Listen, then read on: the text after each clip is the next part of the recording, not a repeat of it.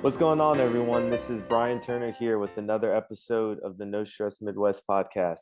We're in season 5. We're doing an all coaches edition.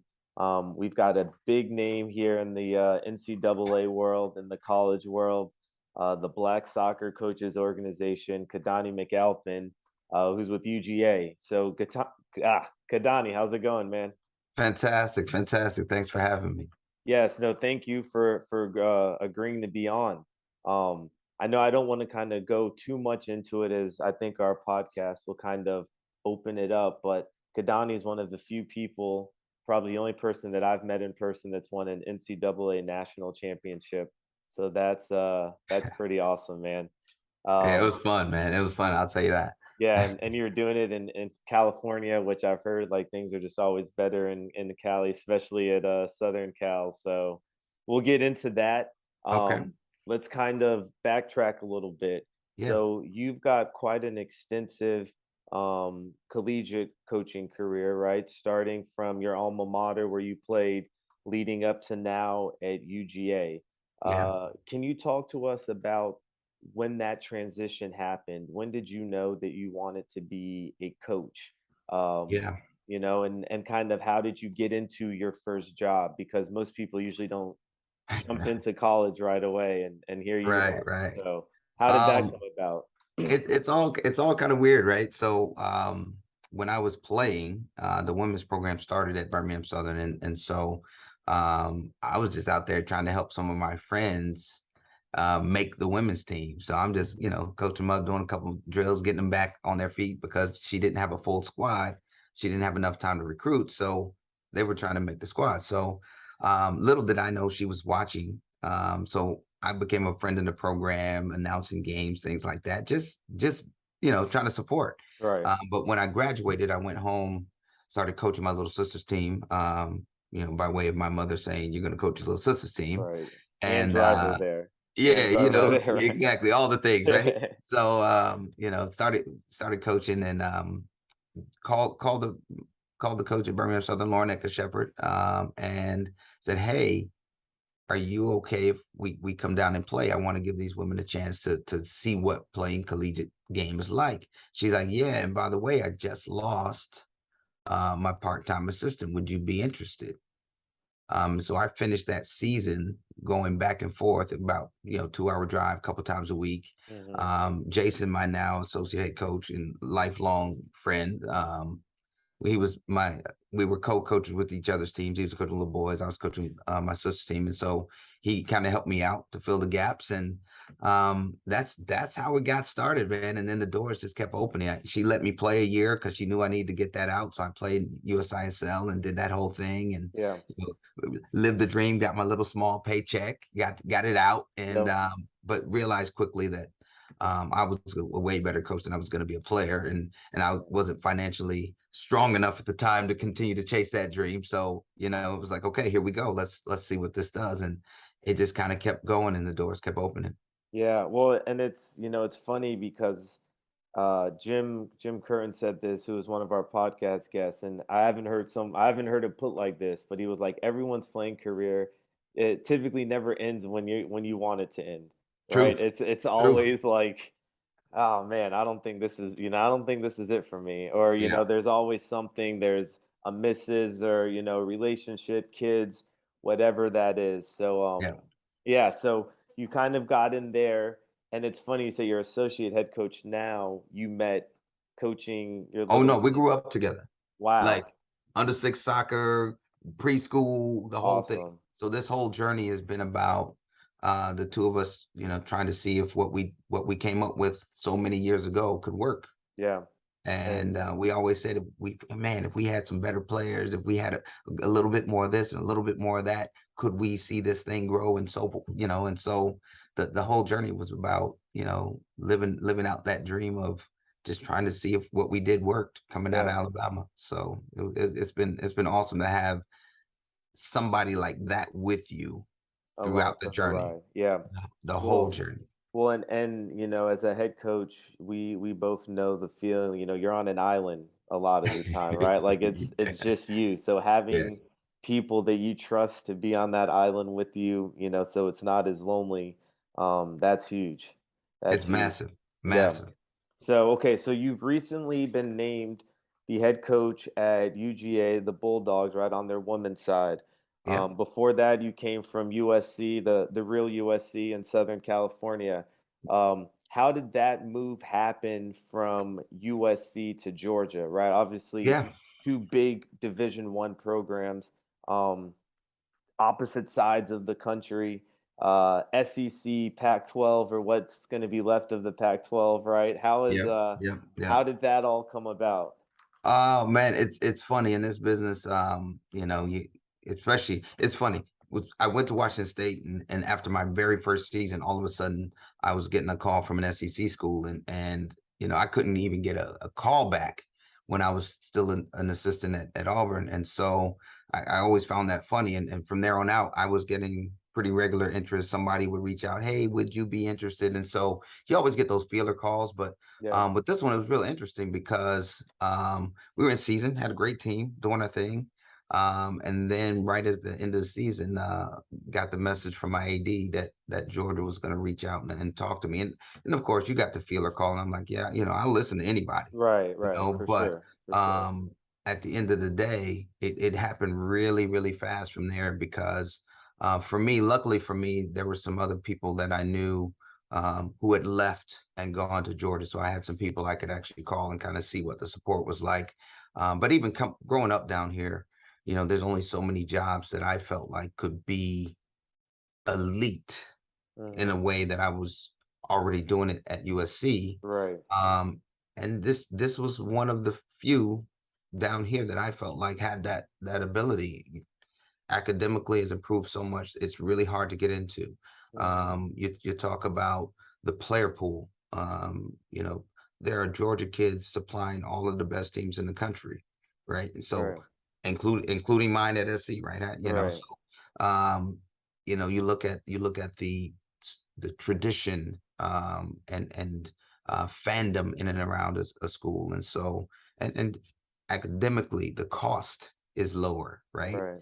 um, you talk about the facilities, you talk about all of these things have no natural rival when it comes to recruiting in the Hmm. state, Yeah, right? So yeah, at a Power Five level, so you look at that and you're like, okay, well, this place has the that's gonna potential be, to be yeah. great. And so I had been here before, obviously haven't been in the SEC. I didn't really need to come take this some massive look. So once we started talking and with the way certain things were going at SC, it I felt like the value system, the support, the direction, all fit what my long-term life goals are. Right. And it's very rare that you can find a place that you feel like everything is aligning the way that it should. I can be closer to home, but I also can compete at a level that makes sense. And so this was a no-brainer when it came down to it. Yeah, well, and I was reading up on the Georgia Athletics website. They announced you becoming the coach, and you have your professional headshot and all of that in there. And it seemed like the athletic director was wanting to make a big push for athletics and turning Georgia into one of the premier schools as far as competing in every sport, not just Absolutely. in SEC, right? Usually it's just the football that's getting the attention. So I think that it's very important when you can have a support system and having your boss have the same vision as you and as far as what you want to do and hopefully willing to help and make that dream a reality with it. So Absolutely. yeah. Absolutely. And Teachers, we want you. Are you a licensed teacher in the Missouri or Kansas KC metro area looking to make a couple extra dollars tutoring over the weekday and weekends? Well, No Stress Midwest is the place for you. No Stress Midwest Education is looking for teachers to help in one-on-one tutoring, small group academic enrichment, and study hall. We are looking for teachers to work on average 2 to 3 nights a week, 2 hours a night, in the subject of language arts, science, math, social studies, and foreign language. If you're interested, please visit nostressmidwest.com/education and fill out an application today. Cheers.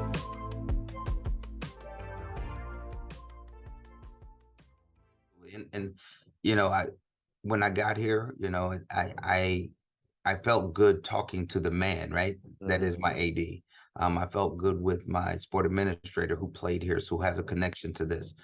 There are some other soccer people that were already here that I trusted and have worked with at Region Camp and things like that. So had a good sense of what the people were like here well before I ever took the job.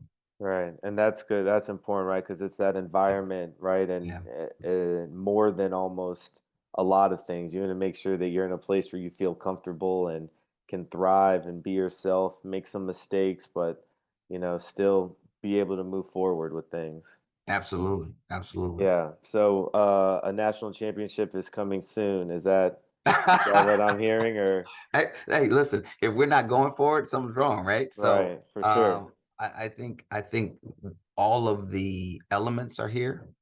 Similar to our run in SoCal, we're taking over a program. Um, you know, Billy Lassane did a really good job of creating a culture here that they are really connected. Yeah. And he just unfortunately they just didn't win enough games, and so um, it's a place that it houses a good foundation. There's some good players here, but they haven't been to the NCAA since 2014, and so the first order of business is to start. Just to get back to the Yeah, dance. just Yeah. make that a normal thing. Make that Yeah. something that we do, and in this league, it's possible, right? Right. You're getting 6, 7 teams in, regardless. Hmm. Maybe 8. Hmm. So how do we put ourselves in position to be one of those teams consistently, and ultimately, as we get more players that are um, going to some of those other schools to look here, Yeah. I think the program will shift similarly to the way we did at SC, That because is we were 11th and 12th in the Pac-12 before we got to SC. right. So Right. that transition there was similar. Had some decent players, had some foundational pieces, but it just needed to be cultivated a little bit. So For sure. So on that kind of topic of the playoffs, NCAA and national championships, we talked about you winning one with SC. I believe was it 2016? 16, yeah. 2016. Just kind of talk to us about that feeling. Like, did you come Yeah. into that season and was like, this is it? Or was it just kind of like, okay, we have these goals, and then you got to a point where you're just kind of like, oh shit, this could be it, right? How was that That's process? that's funny. A little bit of both. Yeah. The first year at SC, we had gotten a couple transfers that kind of helped us shift some of the name recognition. We got to the NCAAs. That second year, we pulled in a couple more transfers, got a good recruiting class, um, you know, changed a little perception internally. Hmm. But that third year was our first full top to bottom recruiting class. And we got a few more transfers. Yeah. And so when we looked at it, we were like, oh, okay, You got a squad. we actually got some pieces here. Like, Yeah. we got some things. So we felt good about who we were. The players did, the coaches did. Like, you could feel the energy. It was a tangible thing. Hmm. But then we start the season 0-2, and everybody was like, "Wait, what's going on?" There. Yeah. Yeah. Yep. Yep. And we had to get grounded again and go back to the lab a bit and get to work. And we reminded them very clearly, like, yeah, we're great on paper, but we're only what we go out there and actually do. Hmm. And Hmm. once the team as a whole locked into that, we had the talent, we had the personalities, we had the pain of not being successful still in the group, right? Yeah. And so that determination to be something else. We had a lot of players that at one point were in the national team but weren't anymore. So we had all the pieces, and so we felt good about it. But then as the season went, you got a big one here, you got a big one there, Hmm. went on a nice little run in the middle of it, went on a shutout streak for a while. Like, you could feel the energy, but when it came down to that final four, there's still those doubts, and we weren't that team that had been hot. It was actually West Virginia who was the hot team. North Carolina had kind of turned their season. They were a hot team. Yeah. Georgetown was old and consistent and good at what they do. So it was a great Final Four for us. But our Hmm. run there, we went through a little couple of hurdles and had to kind of grind through them and be reminded of what was going to make us successful. And it wasn't about individual ego. It was about team being unified and being loose. And it was a give and take. They gave me some knowledge, and they's like, listen, we got to have a little bit more fun, and so we added some Yeah. fun, and and we tweaked it, and we went into the Final Four very, very loose and feeling good about who we were and what we were about, and it paid It off in worked the end. out. Yeah. Everybody did their job, from the quote unquote last player on the bench to the player who's playing the most minutes. Hmm. Everybody owned their role in the team, and it worked out. Yeah, well, and I think it's important with coaching to be able to listen to your players and, read the room, Yeah, understanding like, okay, sure, we may have just played really bad and like we got to do some conditioning or we got to do this, but then like at the same time having fun and letting players like know like, okay, not saying that after a loss you're going to celebrate it by playing handball, but right. understanding like, okay, maybe we give them off today, let them enjoy it. I know that this is going on, then players wanting to go, blah, blah, blah.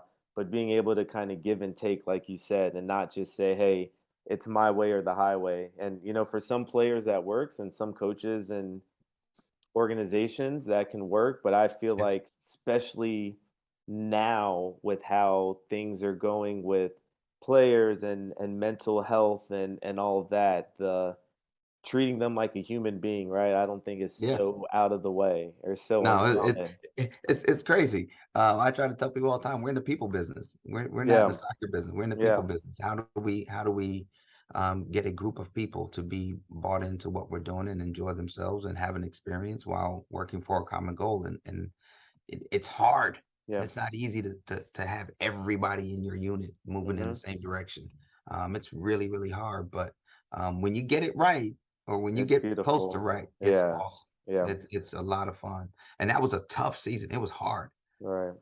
But you look back at it, you all you can do is smile because you laugh at all the crazy stuff that went on. But it, Mhm. it was a lot of fun. Yeah, that's awesome. So, as far as top coaching moments ever, does that rank? Is that top three? Is that number Yeah, one? that's top three. That's Top top three three. for sure. Okay. Um, yeah, probably sits at the top. It's hard for it not to. Right. Uh, but honestly, this is gonna sound crazy. Um, the year that was probably the hardest year of my career. Uh-huh. We went 1-10-1 through my first 12 games, and And what school was this? this was Birmingham Southern. This Okay. was my second year as a head coach, Mhm. and it was probably the best coaching job I ever did. We closed the season 4-1-1 in those last 6 games. We were Mhm. in a transition from NAI to Division One, and I had Mhm. like 16, 17 freshmen. And so I had lost a full team of NAI players that legitimately took us to the NAI championship tournament and all that stuff. So Mhm. it was probably It the was a best struggle. coaching job I ever did. It was a struggle. Yeah, And it it made me grow up a bit. It made for me kind of sure. rethink kind of what I was doing. So that goes on there to finish those last 6 games 4-1-1 and reframe the season for them, take some Mhm. weight off of them so that they can enjoy those last 6 games and Yeah. see that turn into wins. Kind of sparked something for me. That was probably one of them. Um, I'm trying to think what the third one would be. It, honestly, there's probably a lot of ties after that. Yeah, yeah, for sure. At But Auburn, winning the SEC tournament, at Birmingham Southern, winning the Big South tournament. Um, Certain seasons seeing teams go from not knowing how to win into deciding that they were good enough and visibly being able to yeah. see that Yep. shift Yep. in a team. So, there'd probably And be a lot of other moments in there like that. And even some youth teams, just right. it, coaching some U9s and seeing their growth. Like Yep. there'd be a Yep. lot of other little things that I'd probably put in there. But then, not that it's on the field stuff, you know, there's a lot of moments where you look back and you go, okay, we helped this So person. and so, yeah, for Yeah. sure. For So sure. And I think with coaching and I'm speaking from my limited, right, experience in doing it is when you were not doing as well record wise, right? you have to do some of your best coaching to figure out how do you compete every game, because I don't think, and I've had a one-win season, yeah, and it was never like, okay, we're going to go out here and lose. right, It was always we were trying to win, but yeah, just figuring out whether it's changing formation, whether it's yeah, working on little passing patterns to get us out of things, whether it's yeah, okay, this is going to be our how we play. We're going to sit everyone back, and when we counter, we're going to counter like we're being chased by, like we're being chased. yeah, yeah, Um, yeah, Having to kind of sort that out. So when you get into these positions where now you have the players and you yeah, have the talent, yeah, now you're like, wow, I can really do some damage because yeah, I already know how to go up against a 4-3-3 with players way worse than what I have now. yeah. So then I feel like that's when, as a coach, you start to really thrive in those opportunities with success and with talented players, because you've gone through it at the lowest point and know how to compete. No doubt, no You doubt. know, I No Stress Midwest has partnered with mobile app DNA Soccer Lab to bring not only our expertise in training for field players to video, but also offering keeper training, sports performance work, strength and conditioning, player development, and mental performance videos to all of our athletes wanting to take their training to the next level. We even have personal development plans that we can create for those trainees. Visit more on our website at nostressmidwest.com/DNA Soccer Lab to read more. I I tell a lot of coaches, like, when taking over teams, sometimes you just got to figure out how to find the wins and the losses, Hmm. right?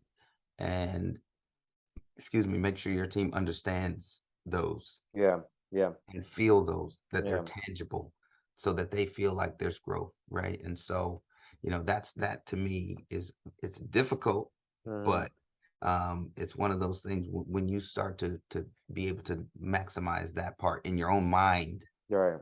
Yep. how to communicate that, how to deliver that. When you do have a team that has quality, you can still somewhat teach them, even within wins, Hmm. how to find small Hmm. victories that Hmm. ultimately can carry you a lot further. So Yeah. Well, and I feel like that's when like you have fun coaching. Like when you're yeah, like, oh boy, like we're about to do it. We got a squad.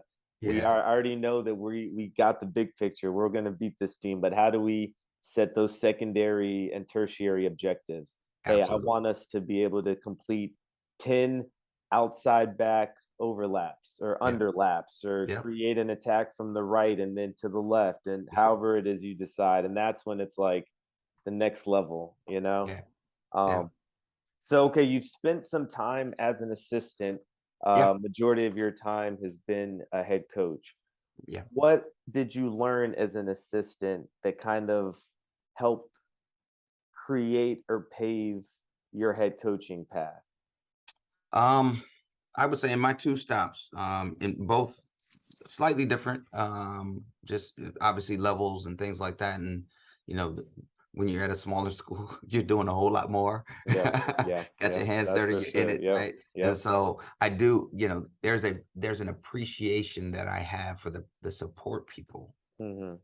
because I've been the support people. I'm out Yep. cutting the grass. I'm out Yep. hanging this up. I'm out putting up the recruiting sign and taking Yep. the photo, doing all the things, right? So I think, number one, to have an appreciation for those people that are helping you, regardless of whether they're doing it perfect or not, to appreciate their time and their effort, and their growth, right? And Hmm. so I do think that's one piece that I took away immediately. Um, in my first stop at Birmingham Southern, I would say Lauren was and is exceptional at um, creating, well, one, understanding strengths and weaknesses of her as a head coach, Hmm. and using her people to help To help get fill to the the yep. end goal, right? And Yep. so, filling the holes, filling the deficits, she did a masterful job at that.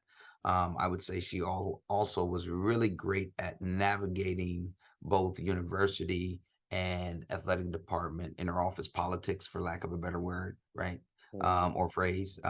So she was very, very good at that. And so I got to see that management style, that management skill, be played out on a day-to-day basis, and Yeah. appreciating the fact that she knew I wasn't making much money, and being willing to take me out to lunch once a week, right? Right. Little things, Right. management things that I think go a long way.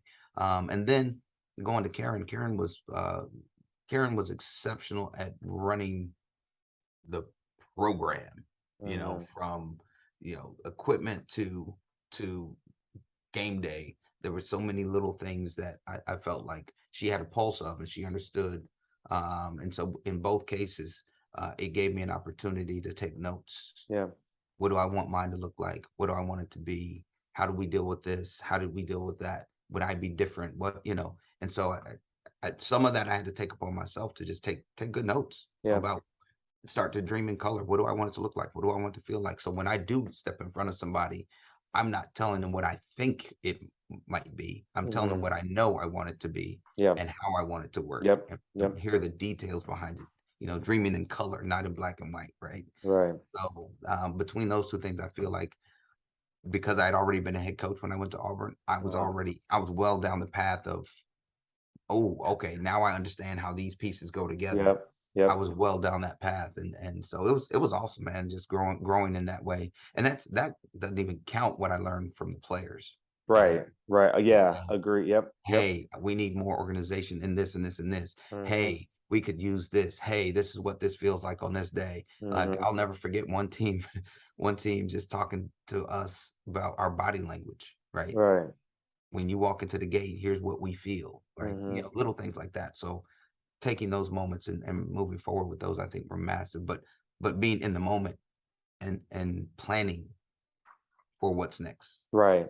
Well, and I think as an assistant, a lot of things you touched on, right, is understanding how to do, and being a head coach is understanding how to do everything. So then Mm-hmm. when you are in a position to delegate, you can say, Mm-hmm. hey, Keidane, I want you to do this, but I'm going to tell you exactly how I want it done. So there's no interpretation on you not doing it the way that I need it to be done, right? And then of Mm-hmm. course you can Mm-hmm. throw in, hey, maybe have you thought about this or that, right? But Exactly. understanding how to do everything from the top bottom, so when someone's not doing their job, if how long it takes to do something, if like all of that stuff just kind of helps with the overall, like, efficiency of a program.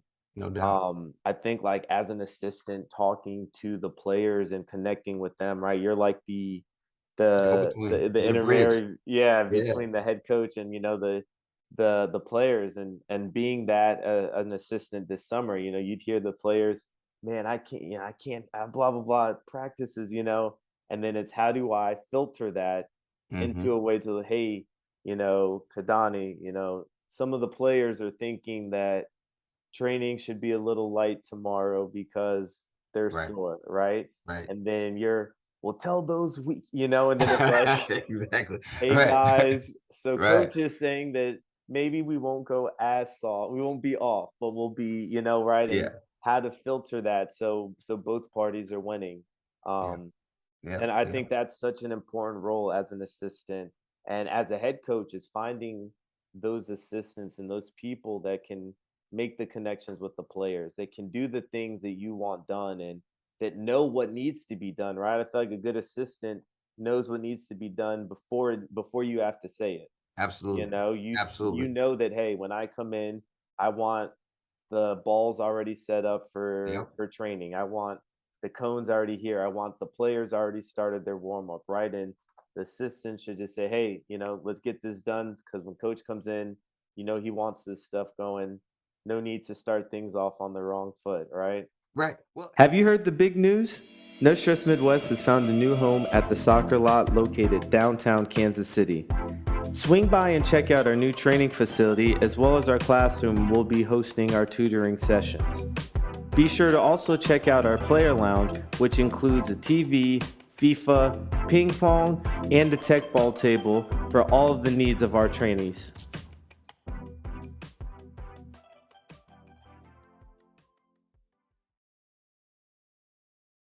right. Well, and also I think, it's far too often as assistant coaches, we're so consumed with, well, I wouldn't do it that way. I Yeah. wouldn't do it this way. Here's the way I would do it. Sure, great. Take notes. Mm-hmm. but do it the way your head coach wants it to be done. Right. That's your job, right? And Because and I think they're the head coach. more people need to settle. I am here to help you facilitate your vision. Hmm. My vision would be different. I had Yep. a player come ask me once, "Well, would you do it that way?" I said, "It doesn't matter how I would do it. Doesn't, yep, does not It's matter. not mine. It Yep, doesn't it's belong there. to me." Yep, yep, So yep, it yep. we're And gonna we that's gotta make big. sure that person is happy, Right, right? right. And so here's how we're going to go about doing that. Yep. And then, and so that's a huge piece of the job that I think sometimes we get caught up in, man, this doesn't make any sense and da da da da Hmm. da versus going, okay, yep, I don't agree. Here's what I would do, but But this is how it needs to let be me done. execute Yep, this vision, right? And yep. so it's Well, massive. and I had someone say to me, because I've been an assistant longer than a head coach, and I had a mentor of mine, I can't remember who it was, say to me, the moment you start saying I would do this different than that, or I wouldn't do it that way, is the second that you should start looking at finding another position. Because at that moment, if you're already saying like, hey, the boss, I wouldn't do it that way, I wouldn't do it that way, I wouldn't do it that way, then it's like, well, what are you there for unless you're trying to take my job, you know? No doubt. And as a head coach, you definitely on top of all the stresses you face, the last That thing is you that's want not one I is, need. yeah, that's not the one you want, is an internal Yeah. internal coup, if you will. Yeah. Um, yeah, so okay, so going back, um, at the start of your career, what is some advice that you wish you would have received early on? And then verse what's some advice you would give a coach that's early on in their career? Um Or is it the same? I think it's probably the same. Like I think what I try to do now is help people along the path. Like plan your career. I had to figure out a little bit, luckily between my parents and both my bosses, they were big planners. So I got to live out that and ultimately the way I played, I was sort of that way. Mhm. Think big picture plan, but plan your career. Plan your next step. Yeah. Be wary of what jobs you take and why you take them. What is the purpose of you doing XYZ? How do you build your system? How do you build your next step? What does that look like? What does that pathway look like? Don't just go just because. Don't just go because it's your friend. Don't just go because somebody recommended you. But truly plan out and think about what it is that you're trying to get to, execute Mhm. with your own pathway. And so I think that is my biggest piece. Like far too often we as coaches forget that if your ultimate goal is to be a head coach, for example, head coaches, soccer people don't hire coaches, administrators do. Mhm. So what Mhm. is your plan to let that Mhm. administrator understand Mhm. what it That's is that good. you Yeah. do and who you are, right? We go into most of our interviews talking about soccer stuff. They don't care. Yeah, yeah, yeah. They're just all They right. don't That's care. All cool. right, Right. that's great. Sounds good. They don't care. So How are you gonna help us? How are you gonna work with the boosters? Work with yeah, the overall vision of the university or so? Yeah. absolutely. But more clearly, how are you going to keep parents and kids out my office? Yep. Yeah. Yeah. How are Yep. you going to make sure they have a good experience? Yep. Right? If we went into more interviews with that at the front of our brain, we would connect with the people that we're being interviewed by a little bit quicker, right? So Right. things like that, I would, and I try to impart that wisdom as much as I can to those coming through. I'm like, hey, here's some things that I've noted over time. Here are the Mhm. connections that I've made with administrators, with other coaches that try to give you a little bit head start in your pathway, in your plan, um, for where you're trying to go. But you have to be diligent about making your choices for you in the right way. Right. Well, and I think that's huge, and I think we could even, like leave it on that note, right? That I Yeah. mean that's good. And there's this quote: If you don't know how to score, right, you don't know where the goals are, then you're just running around." Yep. So it's I think that's big, and for me, it took me a while to kind of like understand what is it that I want to get out of this, out of coaching. Is Yeah. it just doing it just because it's fun? Is it to do it to make money? Is it, to do it because I want to coach collegiately. I want to coach professionally. I want to win a state cup. What do I want to do? And when I started looking at it in that way and like planning out, okay, this is what I want in this many years. These Yep. are all the things I got to try to do before I get to that point. This Yep. is whatever. Um, You it move start faster, I bet. Yeah, 100%, Yeah. 100%. It's Yeah. not like you're just spinning in circles, right? You're like, Yeah. okay, this is what I want to do. This is the path I'm going on. Now, is that going to be the path that maybe gets me there? Who Maybe knows? not. You might have to audible, but Yep. But at you're least I'm moving. moving in a direction, Yeah, right? So absolutely. yeah, I love that.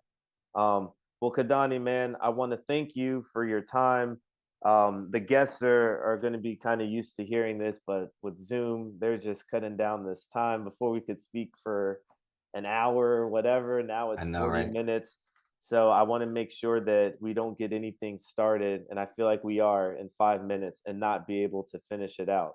Um, Absolutely. but I think you gave us a lot of gems, just kind of hearing your trajectory from player to now Division 1 coach in a Power 5 conference, right? Is I think it's pretty remarkable. On top of all that, seeing someone that looks like me doing this, knowing that, like, when I was a kid, I didn't have a black coach for any sport, so it's Right. like seeing that and meeting people like you at the Black Soccer Coaches organization through United Soccer Coaches, and knowing like, wow, there's a lot of us, a lot of people at high positions, right? And Shout we out to need to. Hugh. Yep, Yep, big ups to exactly. you. Yep. Yep. We need to be connected with each other. And I've met you, I've met Mario, I've met Yeah. Shioma, so many people that I've developed and carried on relationships with, Mike Curry. Yeah. And these are all like, you guys are all like really important at what you do. So, no, man, I'm glad. I was really appreciative that you were able to join us. Hopefully you enjoyed the experience as well. Absolutely. Any final gems that you want to leave us with, or do you want to do the mic drop back there? No, no, no. I just honestly, it's just keep doing what you're doing and realize that there's a support system out here. There's a lot of us that are willing to just chat. Reach out. We'll do the best we can to communicate. If we miss you, it's not because we didn't try. It's not because we don't care. We just got loads. But Yep. when given the opportunity, reach out to us. We'll help. We'll share. Awesome. Well, Kadani, I want to thank you. For all of our listeners, this is another episode of the No Stress Midwest podcast. We're season 5. Keidane McAlpine, head coach of the UGA Bulldogs. Thank you, and we will catch you all on the next episode. Thank Cheers. you.